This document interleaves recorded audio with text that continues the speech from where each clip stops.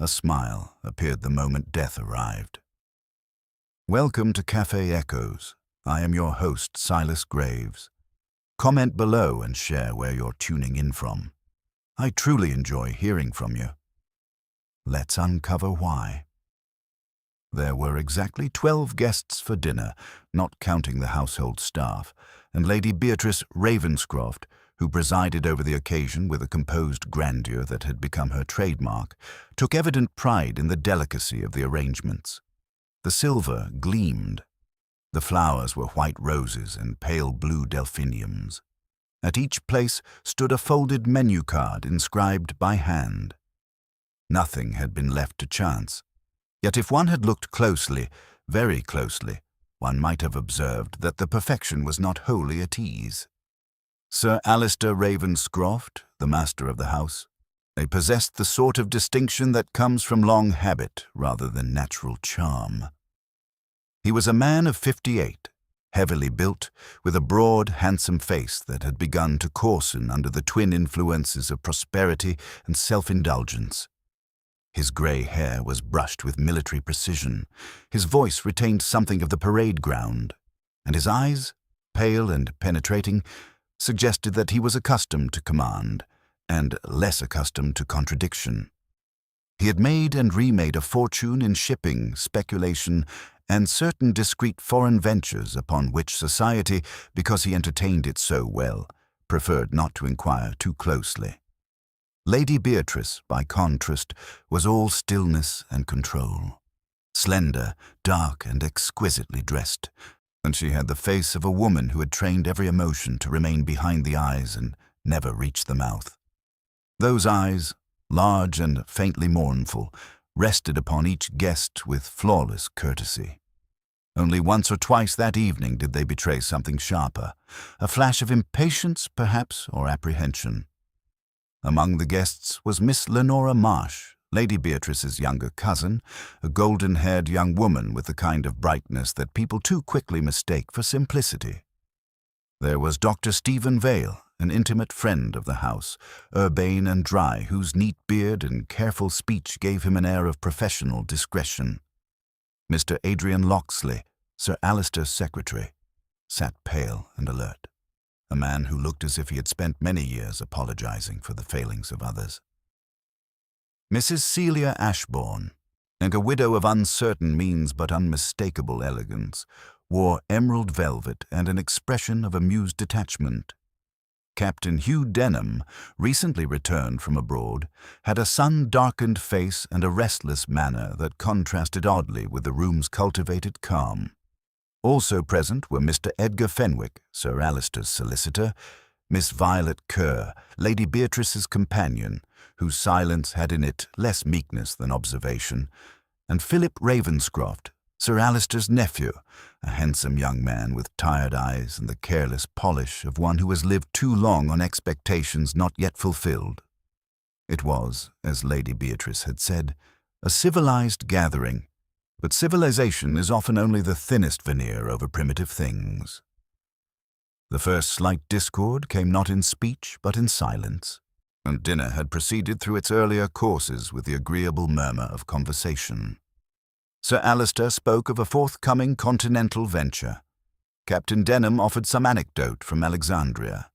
Celia Ashbourne laughed at precisely the right moments, while Adrian Locksley, though spoken to more than once, answered so briefly that even the most incurious observer might have remarked upon his restraint.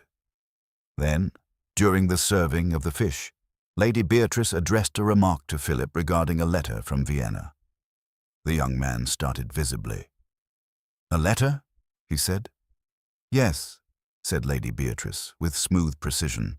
"One that arrived this morning." Philip's hand, which had been reaching for his wine, paused. "I know nothing about it." "Indeed?" Sir Alister's voice cut across the table. "That is curious. The letter was addressed to you." It was a trifling exchange, yet something in it chilled the air. Miss Lenora lowered her eyes. Dr. Vale became suddenly attentive to the sole on his plate. Adrian Locksley's face, always pale, seemed paler still. Philip attempted a laugh. Then I suppose someone has intercepted my correspondence to make me appear more interesting than I am. Or less trustworthy, said Sir Alistair.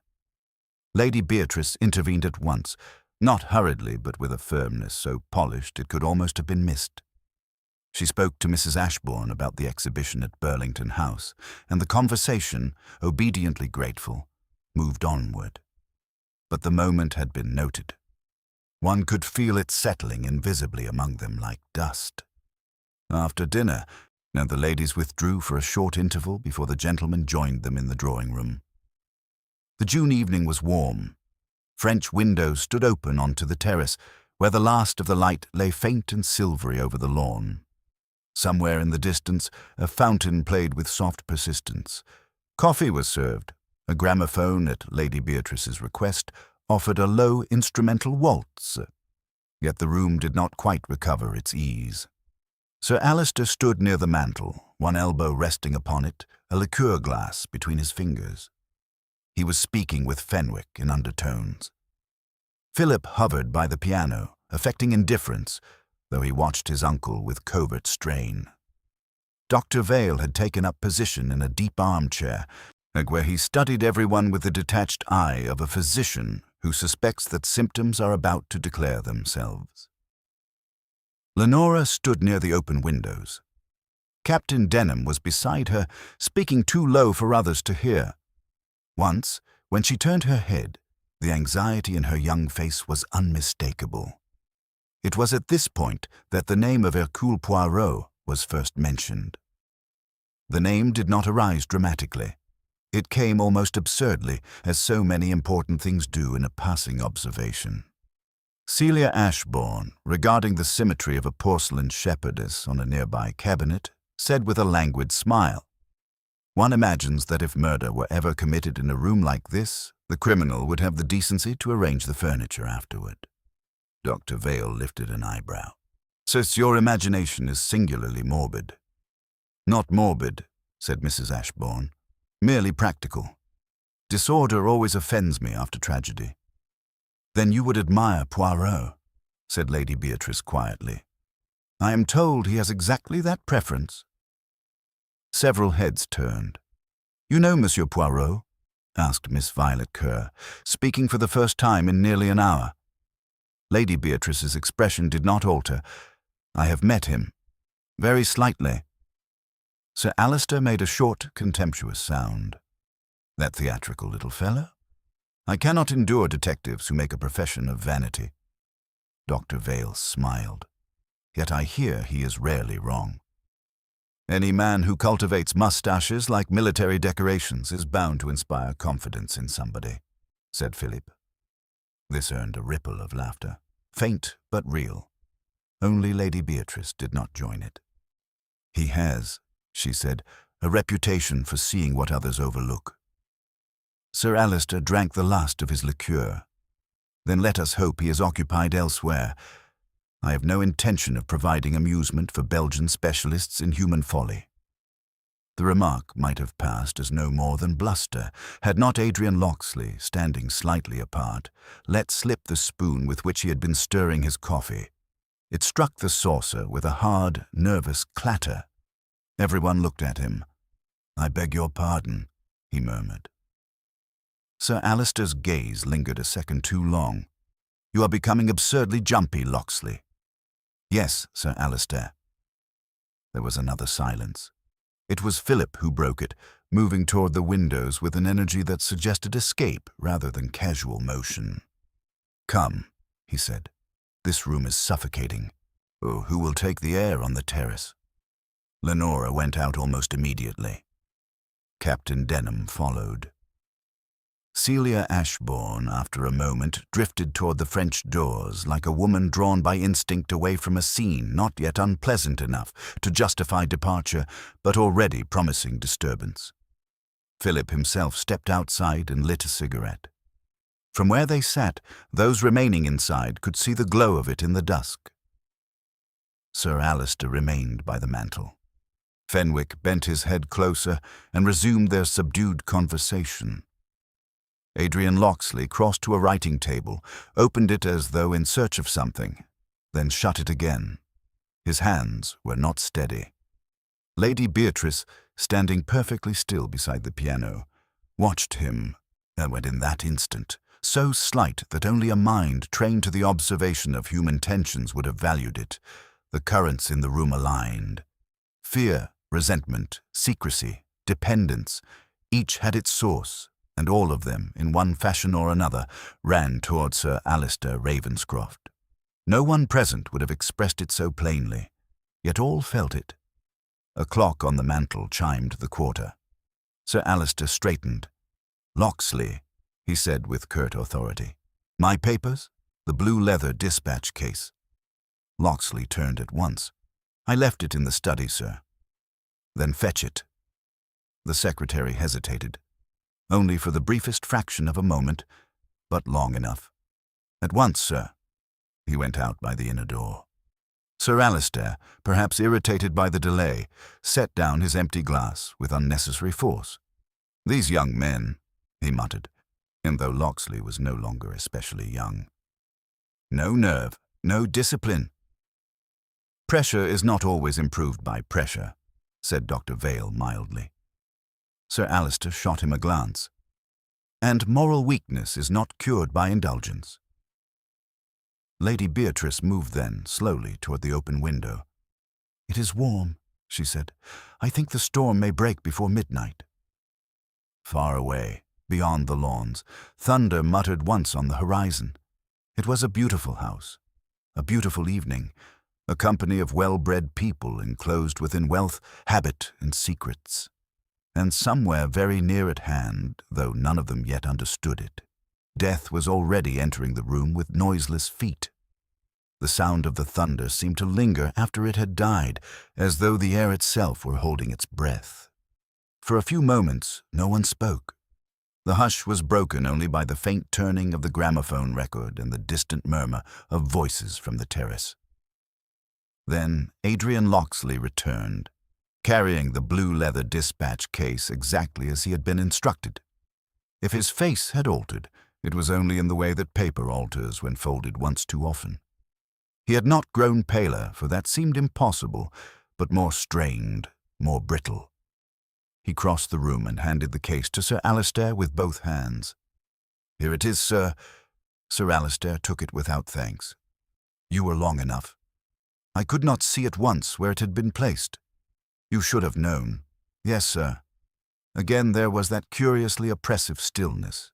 To any outsider, the exchange might have seemed nothing at all, the commonplace irritation of an exacting employer toward a nervous subordinate. And yet to those already attuned to the evening's dissonances, it sounded oddly final, as though each word had fallen into a space prepared for it beforehand. Sir Alister placed the dispatch case upon a small inlaid table near the mantel and snapped open its clasps. He looked through the contents rapidly, frowning. Fenwick moved nearer. Dr. Vale remained in his armchair, but his eyes did not leave Sir Alister's face. Lady Beatrice stood by the window, one hand resting on the frame, her profile turned toward the darkening lawn. Outside, Philip's voice rose briefly in laughter. It had too sharp an edge to be natural. Then Sir Alister said, very distinctly, "Where is it?" No one answered. He looked up. "Locksley." The secretary started. "Sir." "The memorandum, the one tied with green ribbon. It was here this afternoon." I do not know." "Oh, sir?" Sir Alister's expression altered in a manner almost imperceptible, yet alarming. The color deepened under his skin. His eyes became fixed and dangerous. "You do not know?" "No, sir. I've not touched the papers." "Do not lie to me."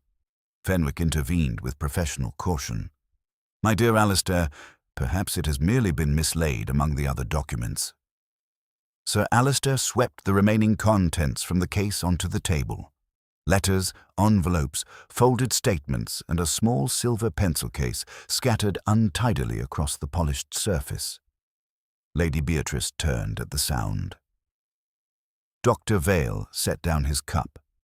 "It is not here," said Sir Alister. And unless ghosts have acquired an interest in my private affairs, someone has removed it. Philip appeared at the window. What has happened? Come inside, snapped Sir Alistair, as the others from the terrace drifted in behind him. Lenora with anxious eyes, Denham alert and frowning, Celia Ashbourne watchful beneath her air of elegant indifference. Miss Violet Kerr had risen silently from her corner and now stood near the piano, hands folded. Sir Alistair looked from one face to another. A paper has been taken from my dispatch case. Captain Denham gave a short shrug. Then one of the servants has been careless. No servant enters my study without orders. Surely, said Celia Ashbourne lightly, it is a little dramatic to suppose theft among one's guests. Sir Alistair turned on her. Madame, when I speak of what occurs in my house, I do not indulge in drama. Alistair? Lady Beatrice's voice was low, but it cut across the room more effectively than loudness might have done. He mastered himself with visible effort. Very well. The paper may have been removed accidentally. His gaze returned to Adrian Locksley. But if so, Locksley will explain how. Locksley swallowed. I cannot explain it, sir. No. There was something so naked in that answer that even Sir Alistair seemed for a moment uncertain how to receive it. Dr. Vale rose. Before we proceed to an inquisition, might I suggest a simpler possibility? You examined the case earlier today, you say. Since then it has been moved, opened and closed, perhaps more than once. Let us search the study first. Sir Alistair gave a curt nod. Very well. He took up one of the candelabra from the side table, not because the room lacked light, but as if the gesture gave him command of the situation, and strode toward the inner door. Fenwick followed, and after the smallest hesitation, the others went too. The study was a darker room than the drawing room, lined from floor to ceiling with books and smelling faintly of leather, tobacco, and old paper. The desk stood between two tall windows now curtained against the evening. A green-shaded lamp burned upon the blotter, throwing its concentrated light across orderly stacks of correspondence. At first glance, nothing seemed disturbed. Sir Alistair went directly to the desk and began pulling open drawers with increasing violence. Fenwick examined the writing surface. Denham checked the waste-paper basket. Philip lounged near the fireplace, though his carelessness now looked deliberate, as though he meant to disguise a more urgent feeling. Lady Beatrice did not enter at once. She remained on the threshold, the one hand still resting against the doorframe. Her eyes moved over the room slowly, and not without intelligence. Lenora crossed to a small occasional table near the bookcase. Was it very important? She asked timidly. Sir Alistair let out a harsh sound. That depends on whom you ask. My dear uncle, said Philip, when you begin to speak in that tone, one suspects the paper may be interesting to more people than a dull memorandum deserves. Sir Alistair straightened so abruptly that the drawer he had been searching slammed shut. What exactly do you mean by that? Only that you are making all of us feel like conspirators. Perhaps one of you is. The sentence fell with ugly force. Lenora drew back. Celia Ashbourne's brows lifted. Denham muttered something under his breath. Lady Beatrice said, "This is becoming intolerable." Sir Alistair turned toward her. Intolerable. I agree. The loss of that paper is intolerable. And accusing your guests is not. My guests, Beatrice, are not all equally innocent. The words hung there. No one moved. Philip's face changed first, not to fear, but to anger. You had better speak plainly. Had I not best? Sir Alistair's voice had become almost soft, and for that reason more menacing. You have lived too long on the assumption that plain speaking may always be postponed. Fenwick stepped forward. Alistair? But whatever Sir Alistair had meant to say next was cut short by a sound from the hall. It was not loud, merely the muffled noise of something overturned, followed at once by a sharp cry. Lenora gave a gasp. Denham was nearest the door and reached it first, so the rest crowded behind him into the passage. At the foot of the main staircase, half in shadow beneath the great landing window, lay Miss Violet Kerr. A small table had been knocked sideways beside her. A porcelain bowl rolled slowly across the parquet and came to rest against the skirting board. Violet herself was on one knee, one hand pressed to the banister as if she had caught herself from falling outright. Her usually self-contained face was drained of color. Dr. Vale dropped beside her at once. "What is it? Are you hurt?" She looked up, breathing quickly. No, I think not." Her voice, habitually quiet, had an unfamiliar tremor. "I was coming from the morning room. I heard someone in the hall behind me. I turned, and the lamp went out for a second. I thought—" "What did you think?" asked Sir Alistair. She stared at him, and then for one instant it seemed she would refuse to answer. Then she said, "I thought someone was standing on the stairs." Everyone looked up. The staircase rose in a graceful curve to the gallery above, its carved banister gleaming in the low light. There was no one there now. Only the large window on the landing, black with gathering storm, and the portrait of some dead Ravenscroft ancestor looking down with indifferent severity. Philip laughed suddenly, but without mirth. "Really, this grows excellent. Missing papers, shadows on staircases. Be quiet," said Lady Beatrice. Dr. Vale helped Violet carefully to her feet. "You have had a fright, nothing more." She still seemed to look beyond him. "I'm not fanciful, Doctor. There was someone there." "Did you recognize anyone?" asked Fenwick. She hesitated. No, and it was only a shape. Sir Alistair said sharply, "Then it tells us nothing." But it did tell them something, though not yet what any of them believed. It told them that nerves in the house were drawn near breaking point, that people were moving in corridors where they did not wish to be seen, that the comfortable boundaries of hospitality had already been breached. And as Dr. Vale turned to lead Violet toward a chair in the morning room, there came from the drawing room beyond the unmistakable sound of glass shattering, followed by a woman's scream. This time it was Lady Beatrice who reached the room first. The others followed at once and stopped dead upon the threshold. Sir Alistair Ravenscroft was lying beside the inlaid table where the papers still lay scattered. One arm was flung outward, and the broken fragments of a liqueur glass glittered near his hand. His head had fallen back at an unnatural angle against the leg of the chair, and on his face, fixed there with a hideous, inexplicable serenity, was a smile. For perhaps 2 seconds no one in the room moved at all. It was not merely the sight of death that held them motionless, but the expression accompanying it, that small, composed, almost private smile curving the mouth of a man whom no one present could ever remember having smiled with genuine softness in life. It was grotesque, not because it was broad, but because it seemed so deliberate, as though some final thought had amused or satisfied him in the instant before he died. Then the paralysis broke. Lenora gave a faint, choking cry and clutched Captain Denham's arm. Celia Ashbourne stepped backward so sharply that the heel of her slipper struck the parquet with an audible crack. Philip Ravenscroft, for one instant stripped of every affectation, stared with naked horror at his uncle's face. Fenwick muttered, "Good God," under his breath. Dr. Vale pushed forward at once. "Stand back, all of you." He knelt beside the body with the efficiency of habit. One hand went to the wrist, then to the throat. He bent close, his expression sharpening, professional instinct taking the place of alarm. Lady Beatrice stood just inside the room, one hand on the door frame exactly as she had stood a few minutes earlier at the study entrance. Only now her composure had turned almost statue-like. She was very pale, but her eyes were dry. "Well?" said Sir Alistair's solicitor, too quickly. Dr. Vale rose after a moment. "He is dead." The words, simple as they were, seemed to alter the very atmosphere of the house.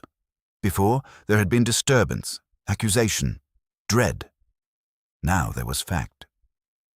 Lenora began to weep quietly. Denham led her to a chair. Violet Kerr, who had come in last and was still shaken from her fright in the hall, pressed both hands tightly together but said nothing. Adrian Locksley had not moved from the threshold. He looked as if he had turned to stone. "How?" asked Philip. His voice was hoarse. Was it his heart? Dr. Vale did not answer at once. He glanced toward the broken liqueur glass, then at Sir Alister's face. "I cannot say certainly until there has been proper examination," he said, "but I do not think this was a natural seizure." Nobody spoke. Fenwick found his voice first. "You mean—" "I mean," said Dr. Vale, and with deliberate restraint, "that I advise no one to touch anything." Lady Beatrice said very clearly, "Poison?" Dr. Vale looked at her. "It is possible." The word fell into the room like a weight dropped into deep water. "No," said Philip at once. "No, that is absurd." "Is it?" Celia Ashbourne's tone was low, but too steady. "A missing document, a house full of strained nerves. A man drops dead while we are all in the next room. It does not strike me as absurd. It strikes me as horribly convenient." "Convenient to whom?" Philip demanded. "That," said Fenwick sharply, "is exactly the sort of question we had better not begin asking one another." But the question had already begun to ask itself in every mind. Dr. Vale turned to Denham. "Captain, will you ring for the butler, and have someone telephone the police immediately?" Denham hesitated only a second. "Yes." "And no one leaves the house?" Vale added. "No one." Sir Alister's secretary seemed suddenly to come to life.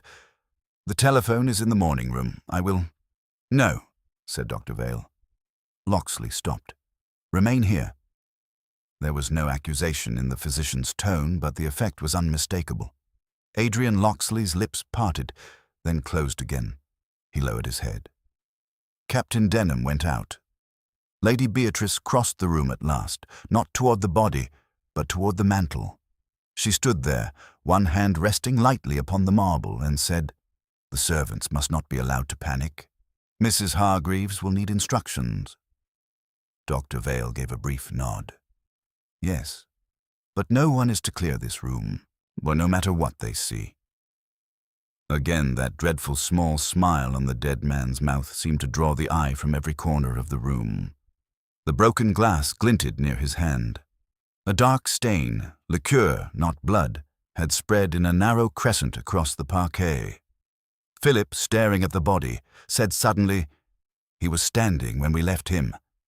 "Yes," said Fenwick, "and when we heard the scream and returned, we found him as he is," Dr. Vale said. "There was no scream from him," murmured Lenora, her voice trembling. "Only from the drawing-room. Who screamed?" All eyes turned, almost involuntarily, toward Celia Ashbourne. She lifted her chin. "I did not." "Nor I," said Violet Kerr quietly. Lady Beatrice said, "It was I." There was something curious in the admission. Her voice remained calm, yet several people looked at her more intently. She did not seem like a woman who screamed. She seemed rather like a woman who had decided that screaming would be expected, and therefore had allowed herself a single one. Dr. Vale was looking now at the glasses on the side table. "Was Sir Alister drinking alone?" Fenwick answered. "He had liqueur after dinner." "So had others," said Philip abruptly. "We all did." "Not all," said Celia. "Miss Kerr had coffee only. I remember because Sir Alister said she disapproved of civilized vices." Violet Kerr gave her a glance that might have contained resentment, but no reply. Dr. Vale moved to the side table without touching anything. 3 glasses stood there, still partly filled, 1 empty cup and saucer and a decanter whose stopper had been set down carelessly beside it. "Do not go near that, Doctor," said Lady Beatrice. "As if you think—" "I am not going near it," he said, "but I wish to know what was poured and by whom." No one answered at once. The difficulty was plain. Before the disturbance over the missing memorandum, people had been moving about, sitting, rising, crossing to the terrace, returning. No one had watched the drinks with any special attention because no one had dreamed there was cause to do so. Philip said impatiently, "Surely the servants would know." "The coffee was served by Barnes," said Lady Beatrice. "The liqueurs had already been placed out." "Placed out by whom?" asked Fenwick. "By the footman, no doubt." "No doubt," repeated Celia faintly. "How comforting." Adrian Locksley spoke then, startling them by the sound of his voice. Sir Alistair poured his own drink. They all turned toward him. "You are sure?" asked Dr. Vale. "Oh, yes." Locksley swallowed. "I was standing near the writing table. He went to the decanter himself." "Did anyone else touch the glass afterward?" "I do not know." Philip let out a sharp breath. "Of course you do not know. No one seems to know anything." "That is enough," said Lady Beatrice. He turned on her. "Is it? Because a quarter of an hour ago my uncle was alive, accusing everyone in sight, and now he is dead with that—" He stopped, unable or unwilling to say smile. That expression on his face. Lenora whispered, "Philip, please." But he had begun, and could not stop. Why was he so certain the missing paper mattered? What was in it? Why did he send Locksley to fetch the case? Why did Miss Kerr think someone was on the stairs? And who was in this room after the rest of us went into the study? No one answered. The storm, saying which had been circling at a distance, came suddenly nearer. Rain began against the windows in a soft, rapid tapping. Thunder followed, not loud now, but close, rolling above the roof like heavy furniture dragged overhead. Denham returned with the butler, Barnes, an elderly man whose discipline was at war with the shock on his face. "The police have been called, sir," said Denham to Dr. Vale, then corrected himself with visible awkwardness. "They are on their way. Barnes has sent a man for the local doctor as well." Dr. Vale inclined his head. "Good." Barnes looked at the body and went grey. "Sir Alistair?" "Yes," said Lady Beatrice. "Control yourself, Barnes." The old servant visibly drew himself together. "Yes, my lady." "You will tell the staff that Sir Alistair has died suddenly. No one is to leave the premises. No trays, glasses, or bottles are to be moved from the pantry or dining room until the police give permission. Do you understand?" "Yes, my lady." Her competence was so complete that for the first time the others seemed to realize that she had gone beyond grief into action with remarkable speed. Whether this was strength of character or something colder, no one could yet have said. As Barnes withdrew, Dr. Vale cast another long look around the room. "This is awkward," he said quietly, almost to himself. "What do you mean?" asked Fenwick. "I mean that if this is poison, and I'm not saying yet that it is, then it may have been administered in any one of several ways. In the coffee, in the liqueur, earlier at dinner, even before that." But the expression on his face. He paused. Again their eyes were drawn to the dead man. "What of it?" said Celia Ashbourne, and Vale answered slowly. "It is not an expression I've commonly seen in sudden collapse. It is more like the last muscular fixing of some powerful sensation. Relief, perhaps. Triumph, or what?" said Lady Beatrice. He met her gaze. "Amusement."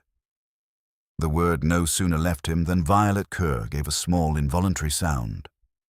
Dr. Vale turned sharply. "Miss Kerr?" She shook her head at once. "Nothing." "It was not nothing," said Philip. Her face closed. "I said it was nothing." But it was plain to all that she had thought of something, some association, some remembered detail, which the mention of amusement had touched. Before anyone could press her, the bell at the front door rang through the house. No one in the room mistook its significance. The outside world had arrived. The death at Ravenscroft had ceased to belong only to those who had witnessed it, And somewhere, though none of them yet knew it, the chain of events already set in motion by Sir Alister's grotesque smile was moving toward the one man in England who would understand that the most revealing clue in the room was not the broken glass, nor the missing paper, but the expression the victim had worn after life had left him. The sound of the front door bell echoed through the house with a curious finality. For several seconds, no one in the drawing room spoke, though all were conscious of the same thought. The situation had passed beyond the private boundaries of Ravenscroft. Whatever had happened here would now belong to the law. Footsteps moved through the hall. The murmur of Barnes' voice rose briefly, followed by the heavier tread of unfamiliar shoes. Then the door of the drawing room opened. Inspector Harold Japp of Scotland Yard entered first. Those who knew him recognized immediately the brisk, practical air of a man who had seen too many human disasters to be impressed by the theatricality of any single one. He was broad-shouldered, square-faced, and possessed of a manner that balanced courtesy with unmistakable authority. Rain had darkened the shoulders of his coat. Behind him came a local police sergeant and, a moment later, the country doctor whom Barnes had summoned from the village. Inspector Japp stopped just inside the room and took in the scene in a single, sweeping glance. The scattered papers, the overturned chair, the cluster of strained faces, and then finally the body of Sir Alister Ravenscroft lying beside the inlaid table. "Well," he said quietly, "this looks like business." Dr. Vale stepped forward. "Inspector Japp?" "That's right." Japp nodded. "You're the doctor who telephoned?" "No, Captain Denham did. But I examined Sir Alister immediately after the incident." "Good." Japp removed his hat and handed it absently to the sergeant. "Let's begin at the beginning. When was he last seen alive?" The room seemed to tighten around the question. Philip answered first. "About 10 minutes before we found him." "Who was with him then?" "Several of us," said Fenwick. Japp glanced from face to face, measuring the atmosphere as much as the words. "And when you returned?" "He was like that," Philip said, gesturing toward the body. Japp crossed the room slowly, so he crouched beside Sir Alister and studied the face with the attentive patience of a man who understood that the dead sometimes said more than the living. The smile did not escape him. He murmured. The country doctor joined him and began his own examination with professional gravity. For a time there was only the quiet movement of hands, the faint clink of the broken glass being nudged aside, and the restless tapping of rain against the windows. At last the doctor straightened. "I cannot certify the cause of death yet," he said, "but it is certainly sudden. Poison is possible." Japp nodded once, as though the answer had not surprised him in the least. "Right, then we treat it as suspicious." He rose and brushed his hands together lightly. "Now," he said, turning to the room at large, "so no one leaves the house until we've had a word with each of you. That includes the staff." No one protested. Japp looked around again, this time with a more conversational air. "Let's have names."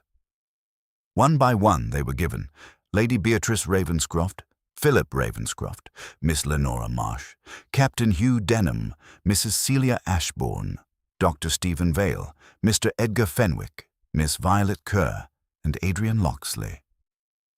The inspector repeated each name slowly, fixing the faces to the words in his memory. "Right. And you all dined here tonight?" "Yes," said Lady Beatrice. "And no one left the house after dinner?" "No." Japp nodded thoughtfully. "And before this happened, there was some sort of disturbance about a missing paper?" The effect of the remark was immediate. Fenwick looked startled. Philip stiffened. Adrian Locksley's gaze dropped again toward the floor. Dr. Vale said carefully, "Yes." Japp's eyes sharpened. "Tell me about that." Fenwick spoke first, explaining the missing memorandum from Sir Alister's dispatch case. He kept his tone deliberately factual, but it was impossible to disguise the tension underlying the account. Japp listened without interruption. And Sir Alistair believed someone here had taken it. Yes, said Fenwick. Did he say which of you? No. Japp glanced at the scattered papers still lying on the table. Where's the dispatch case now? Philip pointed. It lay open where Sir Alistair had left it. Japp examined the contents briefly without touching them. His eyes moved to Adrian Locksley. You're the secretary. I take it? Yes. You fetched the case? Yes. And the missing paper wasn't there when you brought it? No. Japp watched him for a moment. You look a bit shaken, Mr. Locksley. I have just seen my employer die, Locksley said quietly. Fair enough. The inspector straightened. All right, we'll come back to the paper later. For now, I'm interested in the drinks. His gaze moved to the side table where the decanter and glasses remained untouched. Who poured them? Sir Alistair himself, said Locksley. Japp looked pleased. That simplifies things slightly. Philip gave a short laugh. Does it? Sometimes, said Japp. When people pour their own drinks, someone has already arranged what's in the bottle. Silence followed that observation. Japp continued mildly. And sometimes not. That's what we'll find out. He turned toward the door. Sergeant, get those glasses wrapped and sent off for testing, and no one touches the decanter until we've had a proper look at it. Yes, sir. As the sergeant began carefully preparing the items, Japp walked slowly around the room once more. His eyes lingered briefly on each face. When he reached Violet Kerr, he paused. You were the one who thought you saw someone on the stairs earlier? Her expression tightened slightly. Yes. Before Sir Alistair died. Yes. What exactly did you see? A shape. Nothing more. Man or woman? I could not tell. Japp studied her a moment longer, then nodded. Right. He turned to Lady Beatrice. And you, Lady Ravenscroft. This is your house. Anyone here have reason to wish Sir Alistair harm? The question, though inevitable, seemed to land heavily in the room. So Lady Beatrice met the inspector's gaze with perfect steadiness. I think, Inspector, she said slowly, that is a question you must answer. Japp smiled faintly. Oh, I intend to. He glanced again at the body. Funny thing, though. What is? Asked Denham. Japp nodded toward the dead man's face. That smile. Again the room felt the strange pull of that expression. What about it? Philip asked. Japp folded his arms. In my experience, he said, people who've been poisoned don't usually die looking as though they've just heard the best joke in the room. No one replied. The rain intensified outside, striking the glass with steady force. The storm had arrived in earnest now, sealing the house within its walls. Japp watched the faces before him one more time, then spoke in a tone almost casual. You know, he said, I've seen something like that before. Several heads lifted. Where? Asked Dr. Vale. Japp gave a small shrug. In a case a few years back, one that a certain Belgian gentleman took an interest in. He moved toward the fireplace. Name of Hercule Poirot. At the mention of that name, Lady Beatrice's composure altered for the first time.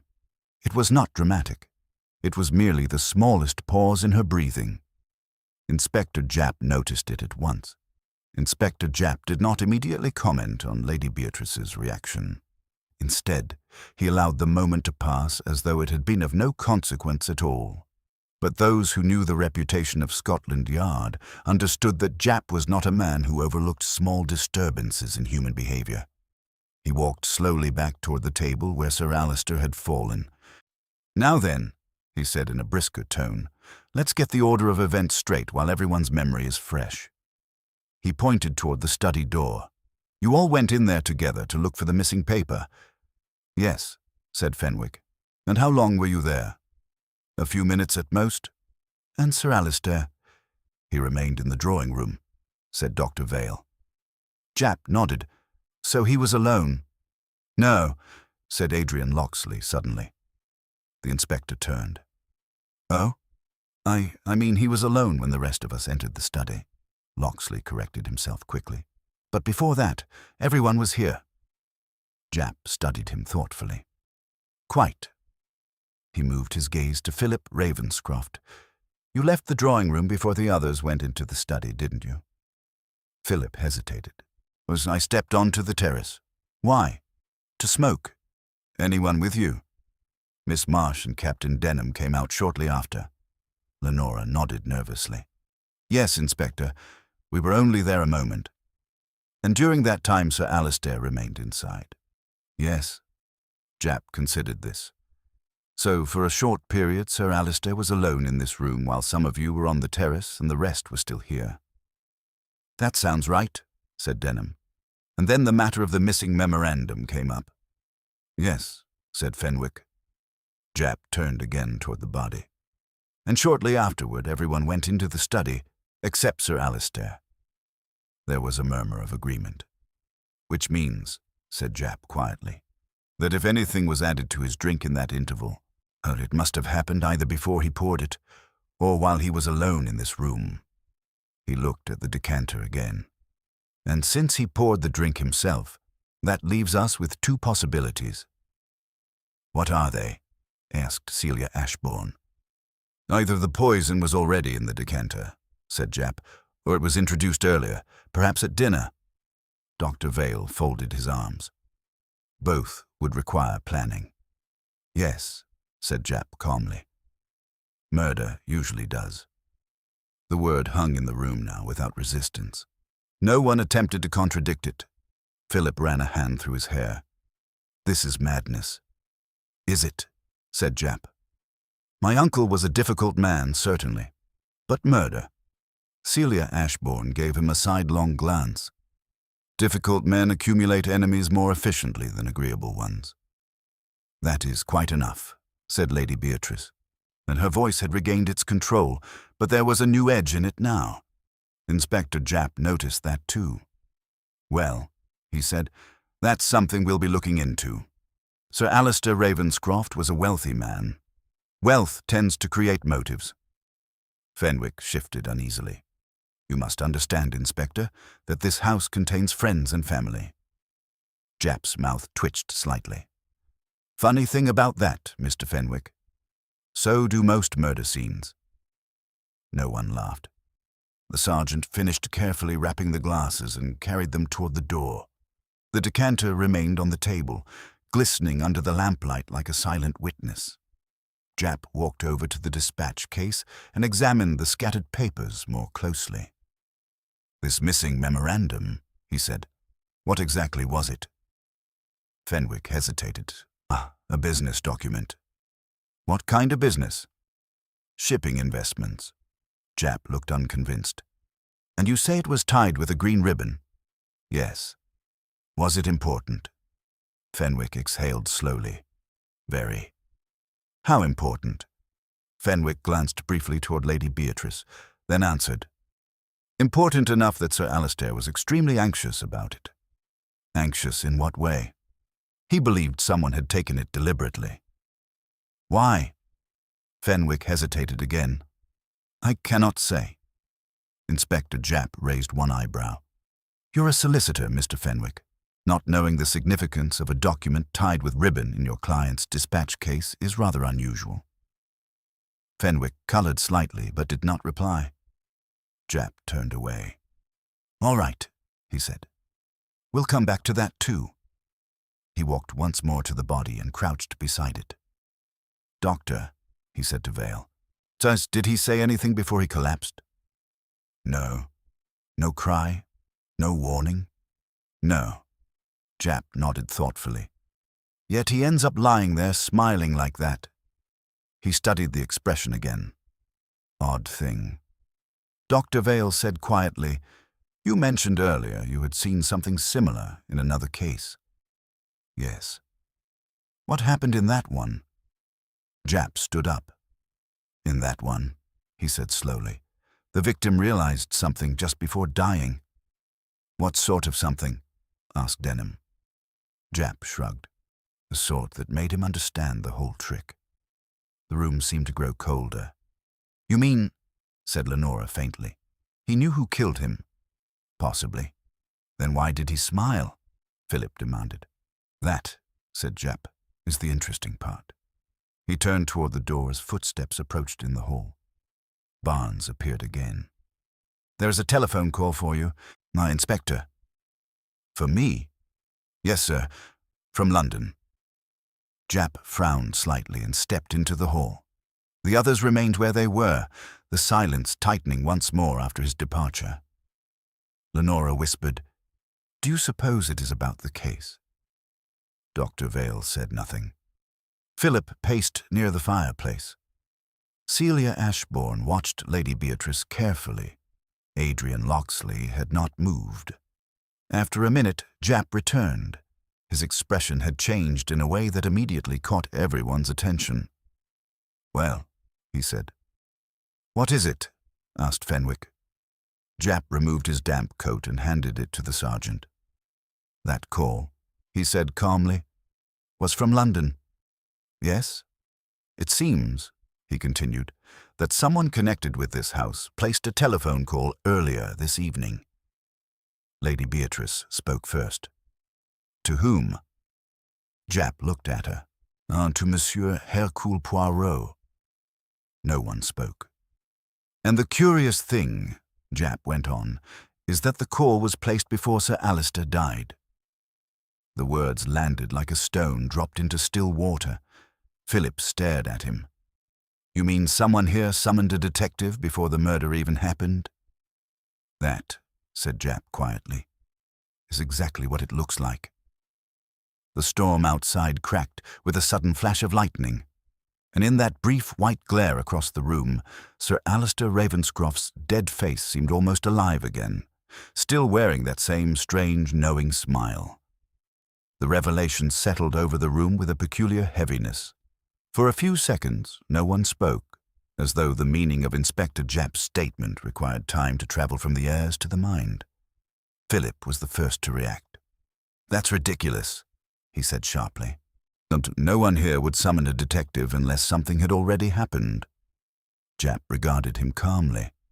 According to the exchange operator in London, the call came from this house at a little after 8 o'clock. Fenwick frowned. "But we were all at dinner then." "Exactly," said Japp. His eyes moved slowly around the room again.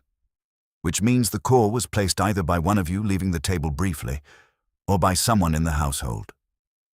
Lady Beatrice spoke in a measured tone. "Barnes can tell you who used the telephone." Japp nodded.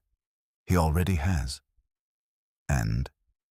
"Barnes says none of the servants used it during dinner." Philip spread his hands impatiently. "Then the operator must be mistaken." "Operators," said Japp mildly, "are rarely mistaken when a private line rings London." Celia Ashbourne leaned slightly against the mantel.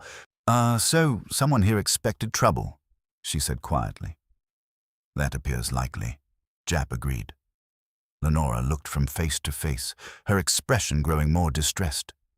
"But if someone feared trouble, why didn't they warn Sir Alister?" "That," said Japp, "is the question." Dr. Vale folded his arms. "Did Poirot say anything when he received the call?" Apparently the caller said only that a serious matter might soon occur at Ravenscroft House and that his presence might be required. "Who answered the call in London?" asked Fenwick. "Poirot's man, his secretary or valet, I believe." "Hastings?" said Dr. Vale. "No, the other one."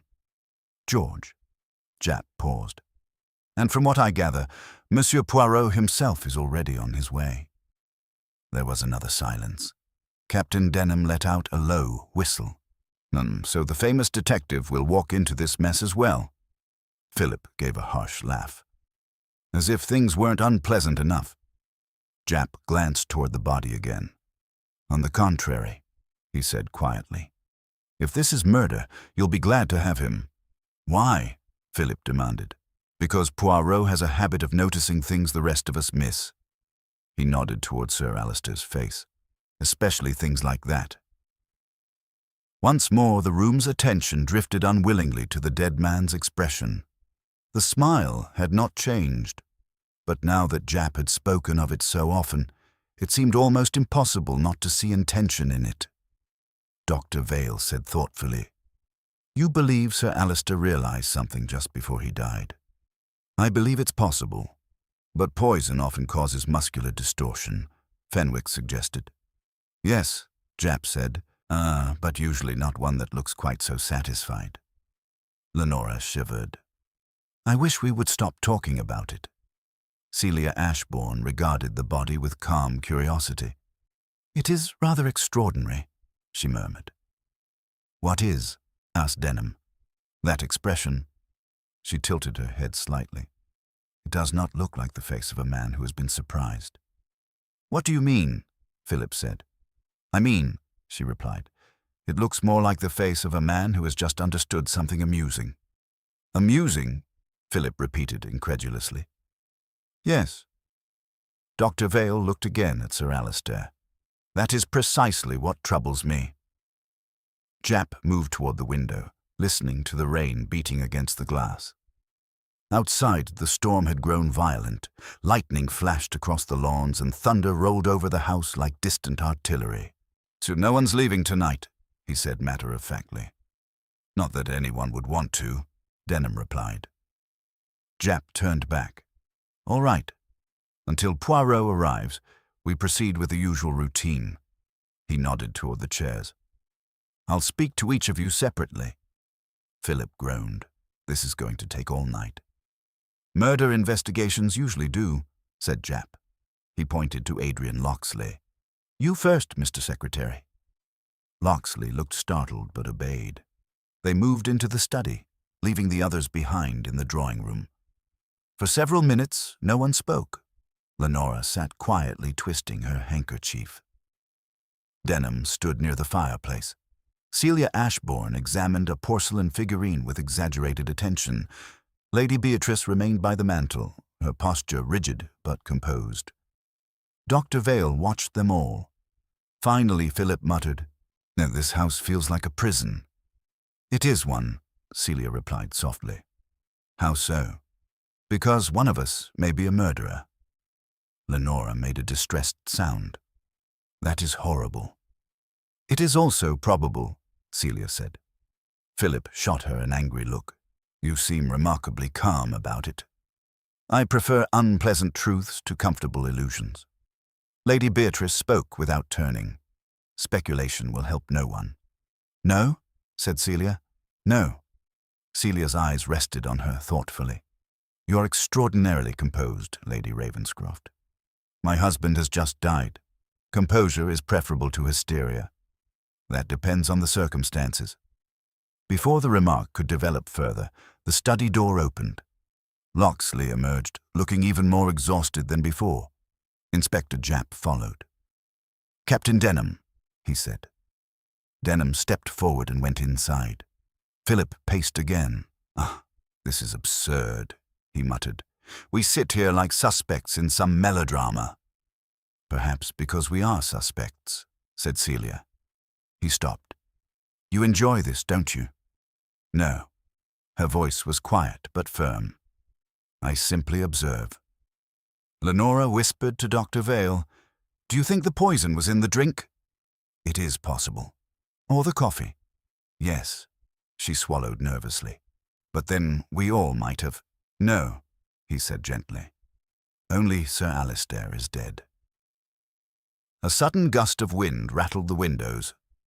At that moment, the distant sound of a motor car reached the house through the storm. The engine slowed as it approached the gravel drive. Everyone in the room heard it. Philip looked toward the window. "That must be him." "Who?" Lenora asked. Dr. Vale answered quietly. "Hercule Poirot." The car came to a halt outside the front entrance. Moments later, the bell rang. Barnes hurried through the hall. Thunder rolled again across the sky, and within a minute, the door of Ravenscroft House opened to admit a small, immaculately dressed Belgian gentleman whose reputation for solving impossible mysteries had already begun to precede him into the room. The front door closed against the storm with a heavy thud. A moment later, Barnes appeared in the drawing-room doorway. "There is a gentleman to see Inspector Japp," he said. Before anyone could respond, a small, compact figure stepped past the butler with quiet assurance. Hercule Poirot removed his hat with careful precision and shook a few drops of rain from its brim before handing it politely to Barnes. Despite the storm outside, there was not the slightest disorder about him. His dark suit was immaculate, his tie perfectly arranged, and his famous moustaches, those magnificent, symmetrical moustaches, were as precisely groomed as though he had stepped from a drawing-room rather than a rain-soaked motor car.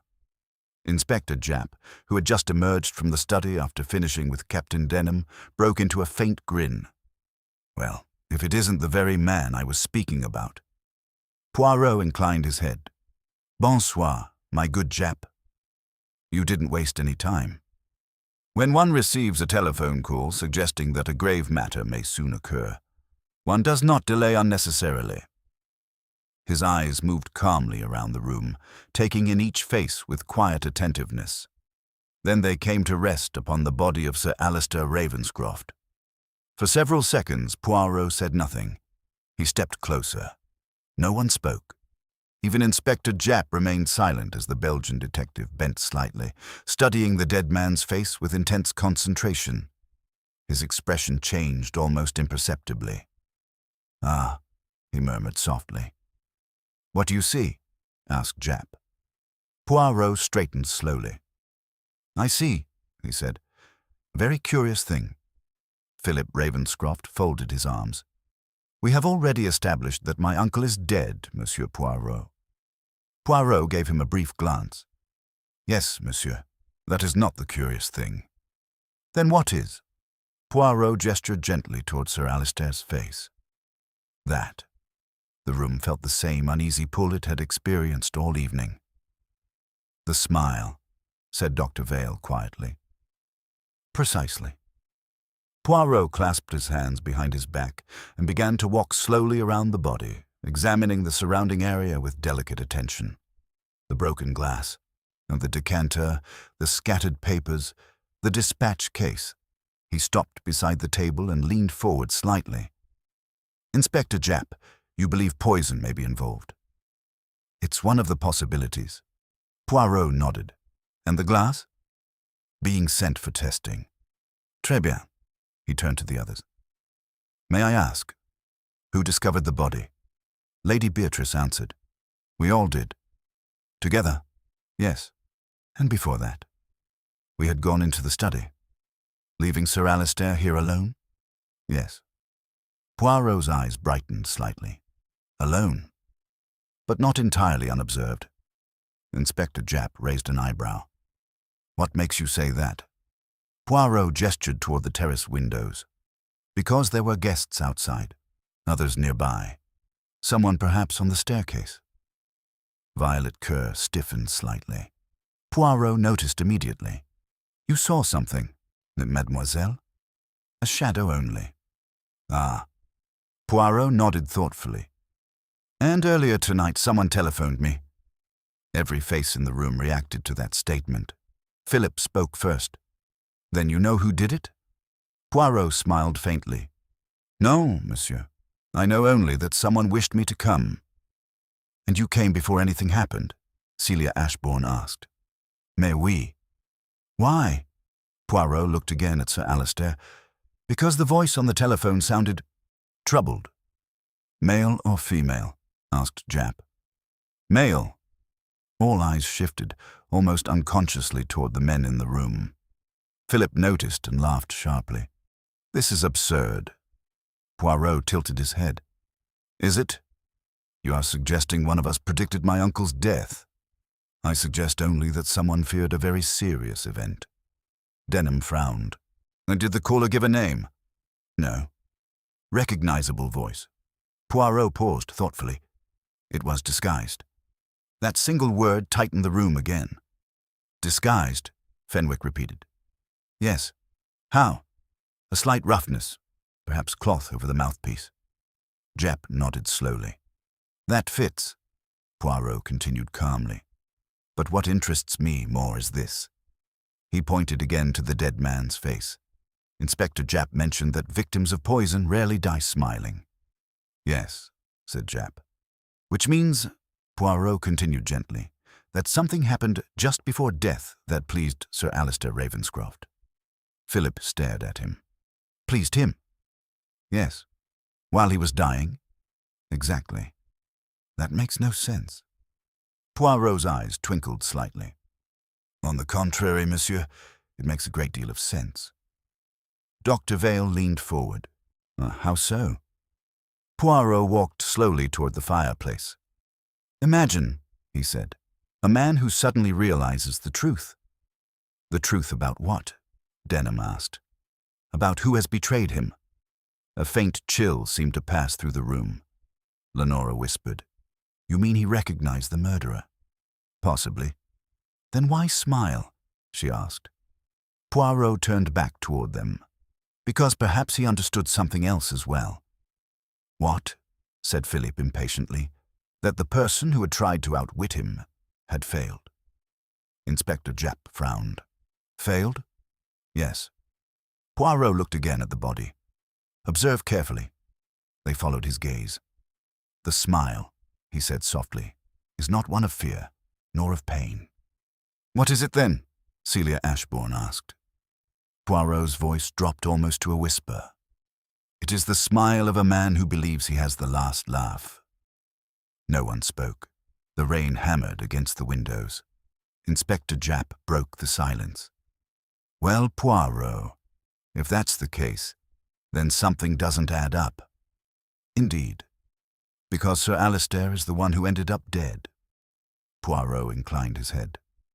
Exactly. Philip exhaled impatiently. So what are you suggesting? Poirot looked slowly around the room, meeting each pair of eyes in turn. I suggest, he said quietly, that Sir Alistair Ravenscroft may not have been the intended victim. The effect was immediate. Lenora gasped. Fenwick stared. Celia Ashbourne's eyes narrowed. Inspector Japp leaned forward. You mean the poison was meant for someone else? Poirot folded his hands. It is a possibility we must consider. Philip shook his head. This is getting more ridiculous by the minute. Poirot looked at him calmly. Perhaps. Then he added softly, but if Sir Alistair died believing he had outwitted someone, then the real game began before the poison ever reached his glass. And somewhere within that room, behind one of those carefully composed faces, the first true flicker of fear appeared. The silence that followed Poirot's remark was no longer merely tense. It had become wary. A new idea had entered the room, and once spoken, it could not easily be dismissed. Inspector Japp broke the pause first.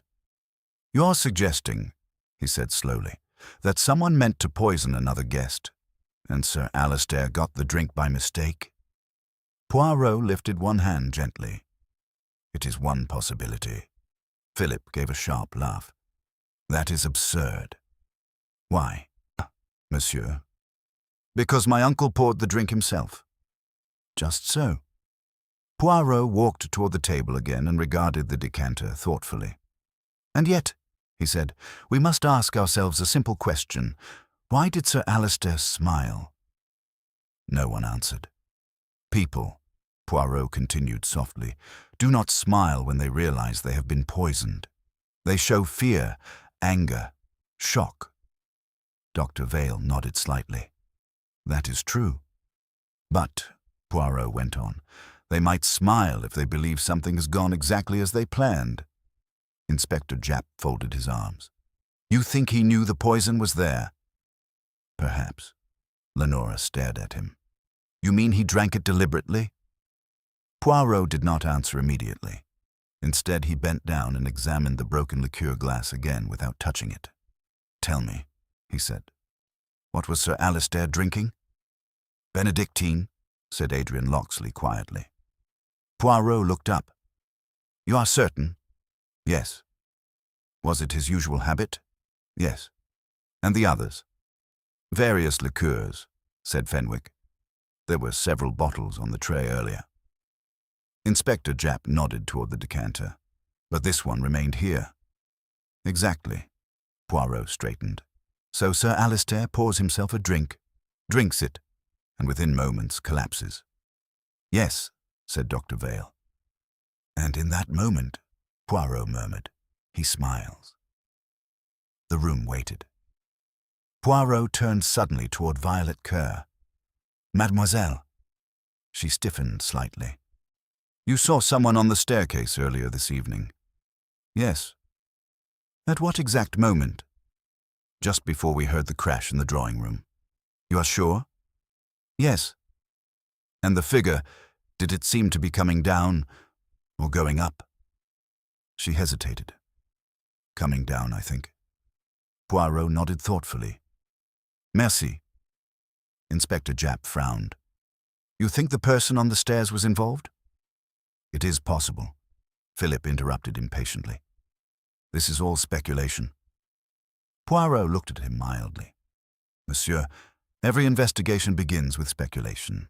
The art lies in selecting the correct speculation. Celia Ashbourne watched him with interest. You believe the staircase matters? I believe everything matters. Poirot's eyes drifted slowly across the room again.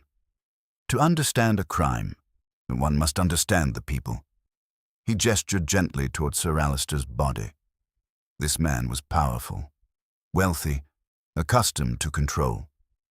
Very, said Fenwick quietly. And tonight, Poirot continued, he accused someone of stealing an important document. The memorandum, Japp said. Precisely. Poirot moved toward the dispatch case. And this document, no one knows where it is. No, said Fenwick. Poirot leaned over the papers briefly, then closed the case carefully. Curious. What is? Asked Japp. That Sir Alistair reacted so strongly to its disappearance. It must have been valuable. Perhaps. Poirot's eyes brightened, but perhaps also dangerous. Denham frowned. Dangerous in what way? Poirot smiled faintly. Documents tied with ribbon often contain secrets. Philip sighed loudly. So now we have poison, secrets, and telephone calls to famous detectives. Yes, said Poirot calmly. Do you always talk like this? Only when it is useful. Inspector Japp chuckled quietly. That's Poirot for you. The Belgian detective walked slowly toward the terrace windows. Outside, the storm had begun to weaken. The rain still fell, but the thunder had moved farther away. He looked out across the dark lawns for a moment. Then he turned back. I should like to ask a very simple question. What is it? Said Japp. Who stood closest to Sir Alistair just before he drank? The room hesitated. Then Adrian Locksley spoke. I did. Everyone looked at him. You? Said Japp. Yes. Where exactly? Near the writing table. And Sir Alistair? At the side table with the decanter. Did you touch the glass? No. Did anyone? I don't believe so. Philip stepped forward. I was outside on the terrace. Lenora nodded quickly. So was I. Denham confirmed it. I was there too. Celia Ashbourne spoke next. I had just come back into the room. And you? Japp asked Violet Kerr. I was seated by the piano. Japp scratched his chin. So Locksley was the nearest man to the drink. Adrian Locksley's face went pale. I did nothing. No one said you did, Japp replied. But the weight of suspicion had already shifted slightly in the room. Poirot watched quietly. Then he said something unexpected. Monsieur Locksley, did Sir Alistair say anything just before he drank? Locksley frowned, thinking. Yes. What? He said something about discipline. Discipline? Yes. And then? He poured the drink. Poirot nodded slowly. And when he raised the glass, did he look at anyone? The question hung in the air. Locksley's eyes widened slightly. Yes. Who? There was a pause. Then he said quietly, Philip. Every head turned. Philip stared back at him. That's nonsense. It isn't, Locksley insisted. You're imagining it. I am not. Inspector Japp stepped closer. You're certain of that, Mr. Locksley? Yes. What exactly did Sir Alistair do? He looked directly at Philip and smiled. The room froze. Poirot's eyes gleamed. Ah, he said softly. Philip's voice rose sharply. This is ridiculous. Is it? Yes. Then perhaps, said Poirot gently, you will explain why Sir Alistair smiled at you just before he died. Philip opened his mouth, but no answer came, and in that moment the delicate balance inside Ravenscroft House shifted again as suspicion began to take its first definite shape. Philip Ravenscroft's silence lasted only a moment, but it was long enough for every person in the room to feel the weight of it. When he finally spoke, his voice carried an edge of irritation that was just slightly too sharp to be natural. My uncle smiled at me, he said. So what? That proves nothing. Poirot regarded him with mild interest. On the contrary, monsieur, it may prove a great deal. Philip scoffed. You're reading far too much into a coincidence. Perhaps, said Poirot gently. But coincidences are curious things. They have a habit of appearing precisely where the truth is hiding. Inspector Japp stepped closer. You didn't mention this earlier, Mr. Locksley. I was not asked, Locksley replied quietly. That's convenient, Philip muttered. Locksley flushed, but said nothing. Poirot's gaze moved between them thoughtfully. Monsieur Philip, he said. Now, your uncle accused someone of stealing a document earlier this evening. Yes. And shortly afterward, he drank the liqueur. Yes. And just before drinking it, he smiled at you. Philip folded his arms. You are repeating the same point. Because it interests me. Well, it doesn't interest me. Poirot tilted his head slightly. That surprises me. Why? Because if Sir Alistair believed someone had stolen an important paper, and then he smiled at you before drinking, it suggests he believed he had discovered something. Philip's expression hardened. You are suggesting my uncle suspected me. I suggest only that the possibility exists. Fenwick cleared his throat uneasily. Gentlemen, surely we are leaping ahead of ourselves. Inspector Japp nodded. That's right, as we still don't know how the poison got into the drink. Celia Ashbourne spoke quietly from the mantel, unless Sir Alistair already knew. Several people turned toward her. What do you mean? Asked Dr. Vale. She gestured faintly toward the body. If Monsieur Poirot is correct, perhaps Sir Alistair believed the poison had been intended for someone else. Lenora gasped softly. You mean he drank it to prove something? Or to trap someone, Celia said. Poirot's eyes flickered approvingly. Madame, you possess an admirable imagination. Philip shook his head in disbelief. This is absurd. No one deliberately drinks poison. Poirot replied calmly. Sometimes a man believes he understands the situation completely. And sometimes he is wrong. Inspector Japp scratched his chin. Let's slow down a moment. He looked at Philip. Does your uncle and you? Did you get along? Philip hesitated. We had disagreements. About money? That is none of your business. Actually, Japp said evenly, it is exactly my business. Fenwick spoke reluctantly. There were financial tensions between them. What kind? Japp asked. Philip glared at him. You don't have to answer that. Fenwick sighed. Sir Alistair had recently altered certain arrangements in his will. The room seemed to tighten again. Lenora whispered. Altered them? Yes. Japp leaned forward slightly. In whose favor? Fenwick hesitated.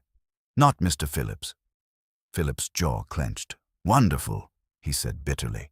Now I look like the obvious suspect. No one has accused you, Japp replied. Not yet. Poirot watched him carefully. Monsieur Philippe, when did you last speak privately with your uncle? This afternoon. And what was discussed? My finances. And? He said he intended to teach me discipline, Locksley shifted slightly. That was the word he used earlier. Poirot nodded slowly. Discipline. Philip laughed harshly.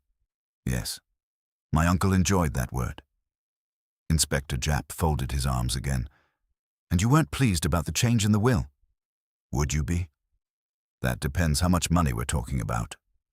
Enough, Poirot said quietly, yet you did not leave the house. Philip looked at him sharply. What? If you feared your uncle's anger, or wished to avoid confrontation, you might have left. Philip shrugged. I had nothing to hide. Poirot said nothing, but his eyes remained thoughtful. Across the room, Violet Kerr suddenly spoke. No, there is something else. Everyone turned toward her. What? Asked Japp. She hesitated. I did not think it important earlier.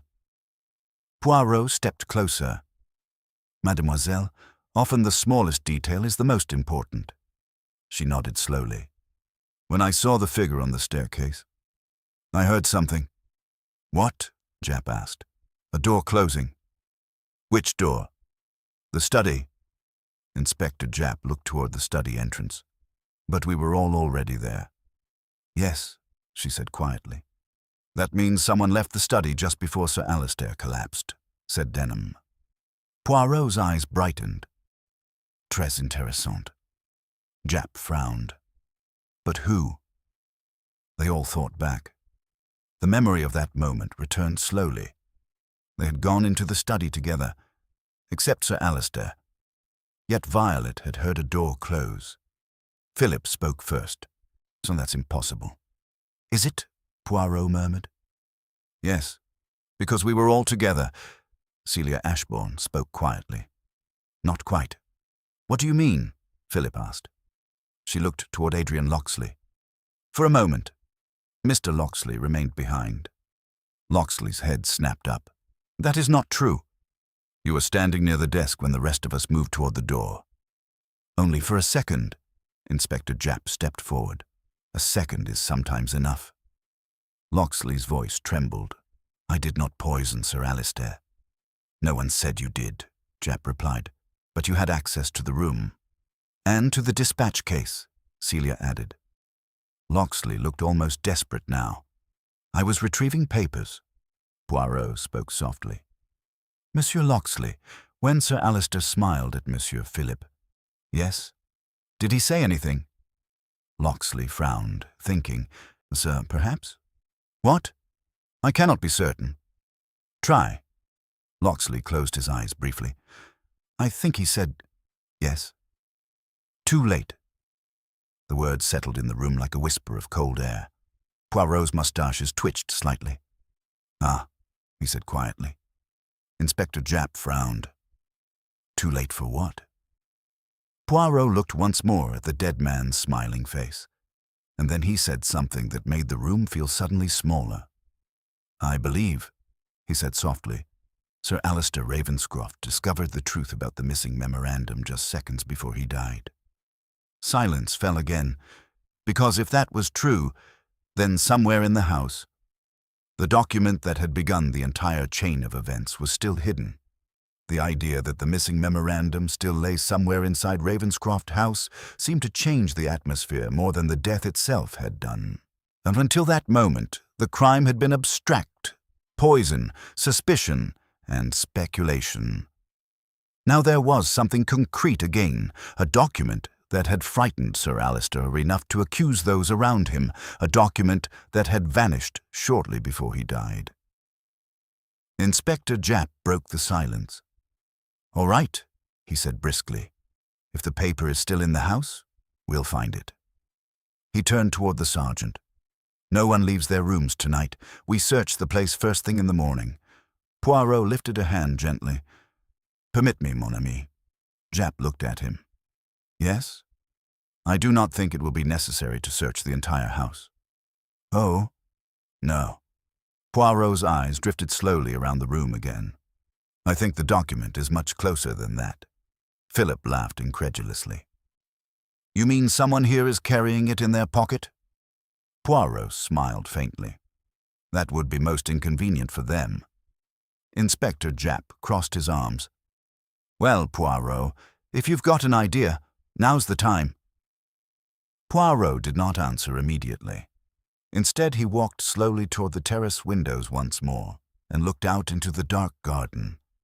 The storm had almost passed now. The rain had softened into a quiet, steady fall. He spoke without turning. "Earlier tonight," he said, "Sir Alistair Ravenscroft believed someone had betrayed him."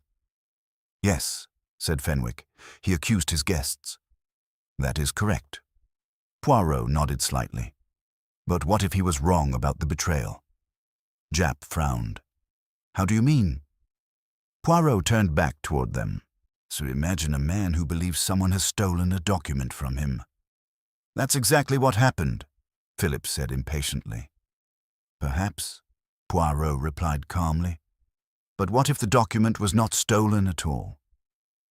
The room went still. "Then where is it?" Denham asked.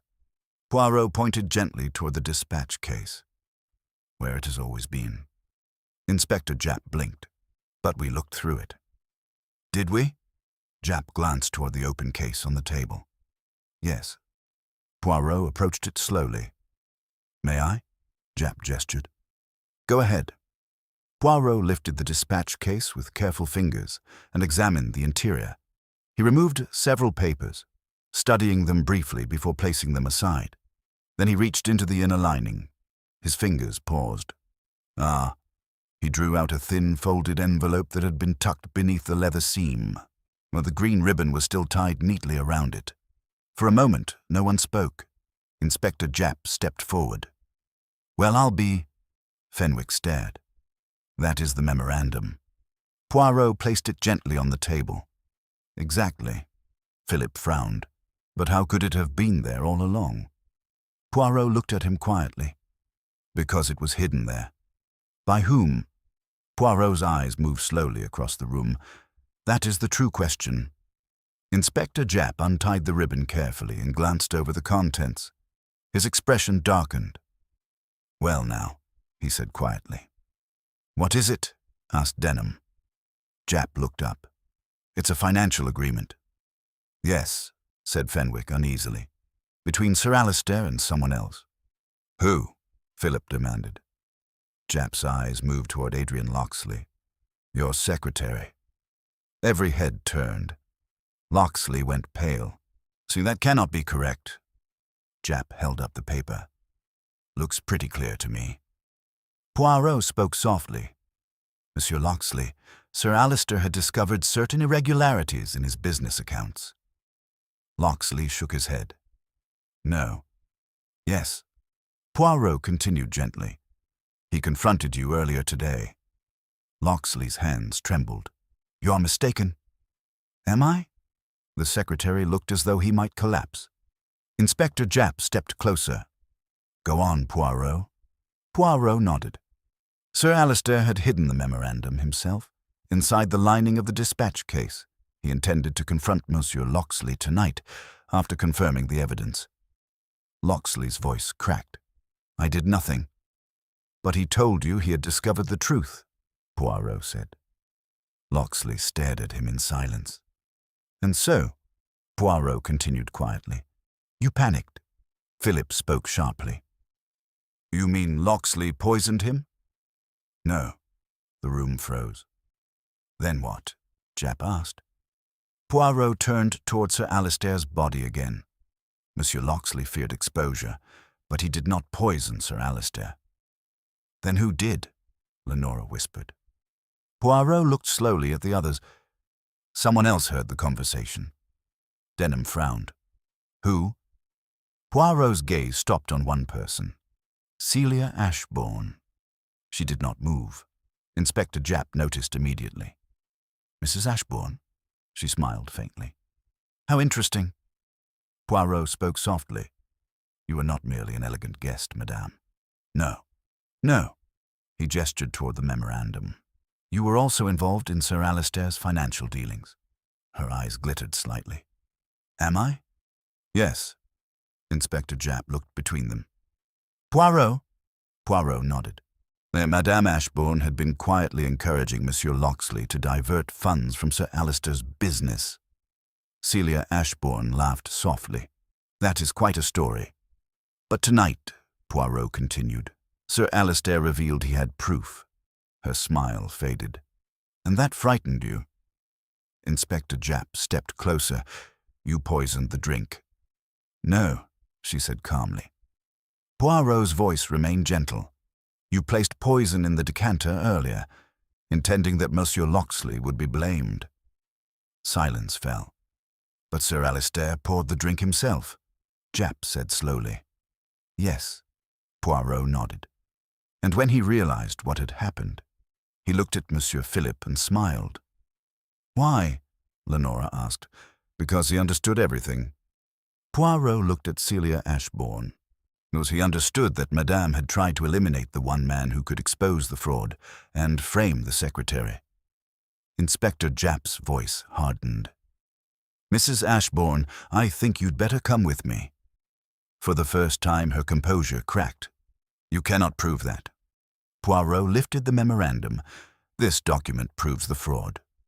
And the poison? She challenged. Poirot smiled faintly. Your handbag still contains the vial. Her hand moved instinctively. Japp saw it. That's enough. The sergeant stepped forward. Celia Ashbourne closed her eyes briefly. Then she laughed softly. Well played, Monsieur Poirot. Inspector Japp took her arm. You're under arrest. As the sergeant led her from the room, the tension inside Ravenscroft House seemed to dissolve at last. Lenora exhaled shakily. Philip stared at the floor. Adrian Locksley sank into a chair, pale but relieved. Inspector Japp turned back toward Poirot. Well, he said, another neat piece of work. Poirot looked once more at Sir Alister Ravenscroft's smiling face. Yes, he said quietly, because in the end, the man who died understood the truth. And that, he added softly, adjusting his immaculate cuffs, was why he smiled. The storm had passed completely by the time the final arrangements at Ravenscroft House were finished. The rain still glistened on the gravel drive, and the hedges of the garden shone darkly in the early morning light, but the air had become calm and strangely clear. Inside the house, the oppressive tension that had filled the rooms throughout the night had slowly begun to loosen, though the events that had occurred there could not easily be forgotten. Sir Alister Ravenscroft's body had been removed shortly before dawn. The drawing-room, which only hours earlier had held the dead man and the first shock of suspicion, now contained a much quieter gathering. Inspector Japp stood near the fireplace, reviewing notes with the local sergeant. Dr. Vale sat silently in an armchair. Philip Ravenscroft leaned against the mantel with the weary look of a man who had aged several years in a single night. Lenora Marsh sat beside the window, pale but composed. Adrian Locksley remained in a chair near the writing table, his hands clasped tightly as though still trying to steady himself after the long interrogation. Only one person in the room appeared entirely untroubled. Hercule Poirot stood near the terrace windows, his posture as immaculate as ever, while his moustaches restored to their perfect symmetry after the storm. He was gazing thoughtfully across the quiet garden when Inspector Japp approached him. "Well, Poirot," said the inspector, "I suppose that wraps it up." Poirot turned slowly. "Yes, my friend. The affair of Ravenscroft House has reached its conclusion." Japp glanced toward the others. "They'll want to hear it from you properly."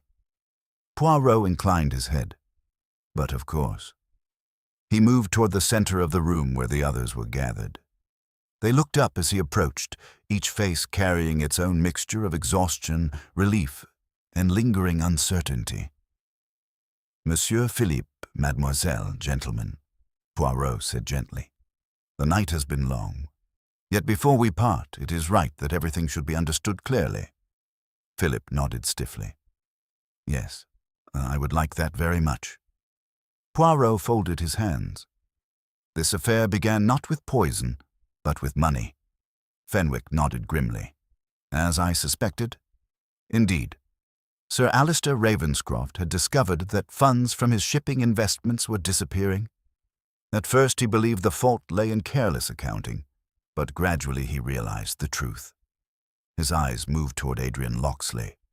Monsieur Locksley had been persuaded to manipulate certain transactions.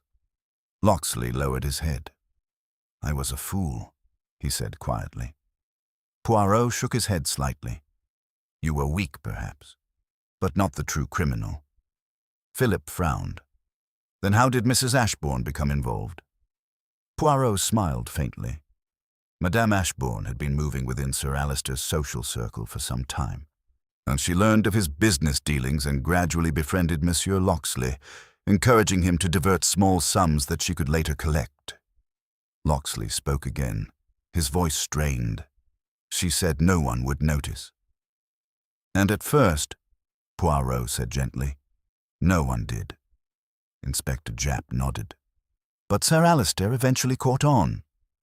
"Exactly," Poirot continued. "He prepared the memorandum we found tonight, documenting the fraud. He hid it carefully within the lining of his dispatch case so that he alone would know where it was." Lenora whispered, "But why accuse everyone at dinner?" "Because," said Poirot, "he wished to observe their reactions." Philip looked up sharply. "He was testing us?" "Yes. And when the memorandum appeared to be missing, he believed the guilty party had panicked." Dr. Vale leaned forward. "So the entire confrontation was deliberate." "Precisely." Poirot's eyes drifted toward the empty space where Celia Ashbourne had stood earlier. Madame Ashbourne realized at once that Sir Alistair had discovered the fraud. She also knew that if Monsieur Locksley were exposed, she herself would soon be implicated. Inspector Japp added quietly, "So she decided to remove Sir Alistair." "Yes, but she did not act impulsively," Poirot continued. "Instead, she devised a plan." Philip's voice tightened. "The poison." "Exactly." Poirot gestured toward the table where the decanter had stood earlier. "She introduced poison into the liqueur, intending that Sir Alistair would drink it during the evening. However, she also wished the blame to fall upon Monsieur Locksley." "How?" Lenora asked. "By allowing the memorandum to appear missing," Poirot said, "as which would create suspicion between Sir Alistair and his secretary." Dr. Vale nodded slowly. "And when Sir Alistair died, the assumption would be that Locksley had poisoned him to prevent exposure." "Just so." Adrian Locksley covered his face briefly with his hands. "I would have been ruined." "Yes," said Poirot softly. "That was precisely the intention." Inspector Japp looked thoughtful. "But there was still one thing that puzzled me." "Yes?" "The smile." Poirot's eyes brightened slightly. "Ah, yes, the smile." Everyone in the room seemed to hold their breath. Poirot spoke slowly now. When Sir Alistair raised his glass, he noticed something. "What?" Philip asked. Poirot looked at him kindly. "He saw Madame Ashbourne watching him. And in that moment," Poirot said, "he understood everything." The room remained silent, as he realized the poison had been placed in the drink, and he realized who had done it. Lenora whispered, "Then why drink it?" Poirot's voice became very quiet. "Because Sir Alistair Ravenscroft was a proud man." Philip stared. "You mean he drank it deliberately?" "Yes." Dr. Vale looked stunned. "But that is madness." "Perhaps," said Poirot, "but to Sir Alistair it was victory." Inspector Japp frowned. "I still don't see how." Poirot turned toward Sir Alistair's empty chair. He understood that if he collapsed immediately after drinking, with all of you present, the truth would eventually emerge. Madame Ashbourne could not escape suspicion. Philip spoke slowly. "So he sacrificed himself, to expose her." Poirot nodded. "And when he looked at you, monsieur, he smiled, because he believed he had won." The room remained very still. After a moment, Inspector Japp exhaled quietly. "Well," he said, "that's a new one even for me." Dr. Vale shook his head slowly. A grim sort of justice. Poirot looked toward the window where the first sunlight was touching the garden. Yes, he said softly. Sir Alistair Ravenscroft was not a gentleman, but in the end, he chose to settle his account in his own way. Philip stared at the floor for a long moment. Then he said quietly, "I suppose that was the last lesson in discipline he intended for me." Poirot did not answer. Inspector Japp clapped him lightly on the shoulder. "Come along, Poirot. I'll have the car ready." Poirot adjusted his gloves and picked up his hat. Before leaving, he paused once more and glanced toward the quiet room behind him. "The affair at Ravenscroft House," he murmured thoughtfully. "It reminds us of something very important." "What is that?" Japp asked. Poirot smiled gently. "That the human heart, even when full of pride, greed, or fear, will sometimes reveal the truth in the smallest of gestures." He glanced once more toward the place where Sir Alistair had fallen. "And in this case," he said softly, "it was revealed by a smile.